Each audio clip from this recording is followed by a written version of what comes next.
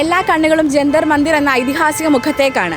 അപ്പോൾ പ്രതിപക്ഷം ചെയ്യേണ്ട ഒരു ഉത്തരവാദിത്തം കൂടിയാണ് CJP എന്നൊരു ചെറിയ പാർട്ടി എന്ന് പറയാൻ പറ്റില്ല, CJP ഏറ്റെടുത്തിരിക്കുന്ന എന്നൊരു വിമർശനം സോഷ്യൽ മീഡിയയിൽ ഉൾപ്പെടെ വരുന്നുണ്ട്. അതിനെ എങ്ങനെയാണ് താങ്കൾ നോക്കിക്കാണുന്നത്?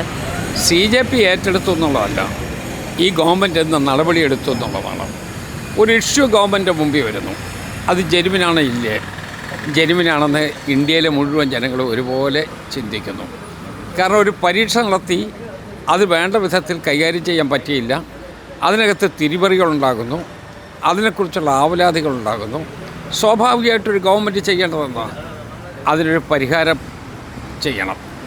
അതിന് പകരം പ്രതിഷേധിച്ച ആളുകൾ അവർ കാര്യമായ സ്വാധീനം ഇല്ലാത്തവരാണ് എന്നുള്ള തെറ്റിദ്ധാരണയിലായിരിക്കാം അവരെതിരായിട്ട് അതിക്രൂരമായ രൂപത്തിലുള്ള മർദ്ദനം ഉണ്ടായത്. സത്യം പറഞ്ഞാൽ ഡൽഹി നടന്ന മർദ്ദനം കാണുന്ന ആളുകളുടെ കണ്ണ് നിറയും. അത്ര രൂക്ഷമായ രൂപത്തിലുള്ള മർദ്ദനമാണ് ഉണ്ടായത്. അതാണോ ജനാധിപത്യത്തിൽ ചെയ്യേണ്ടത്? പരാതി പറയുന്നവരെ തല്ലി തീർക്കുന്നതാണ് ജനാധിപത്യമെന്ന് ഒരിക്കൽ ഏറ്റവും വലിയ തല്ലുകാരനായിരിക്കണം നമ്മുടെ ഭരണാധികാരി. അങ്ങനെ ചെയ്യാൻ കഴിയില്ലല്ലോ. അത് ജനാധിപത്യ ബോധത്തോടു കൂടി ചർച്ചയുടെ അടിസ്ഥാനത്തിൽ പോകണം. ഗവൺമെൻറ് എന്ത് ചെയ്തു? ആദ്യം ചർച്ചയില്ലെന്ന് പറഞ്ഞു, അവസാനം വേണമെങ്കിൽ ഇപ്പം ചർച്ചയാകാമെന്ന് പറഞ്ഞു. പിന്നെയും ഗവൺമെൻറ് താഴോട്ട് വരേണ്ടി വന്നു. മുരളി മനോഹർ ജോഷിയെപ്പോലെ പരിപക്വതയുള്ള BJPയുടെ നേതാവ് തന്നെ പറയുന്നു ഇത് തെറ്റാണ്, ഇതിന് പരിഹാരമുണ്ടാകണം.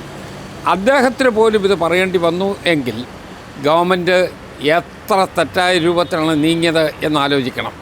ഇപ്പോൾ രാഷ്ട്രീയം വന്ന് കണ്ണു മൂടി കെട്ടിയത് കൊണ്ട് മറ്റുള്ളവരുടെ വികാരത്തെക്കുറിച്ച് ഇവർ ചിന്തിക്കുന്നതേയില്ല.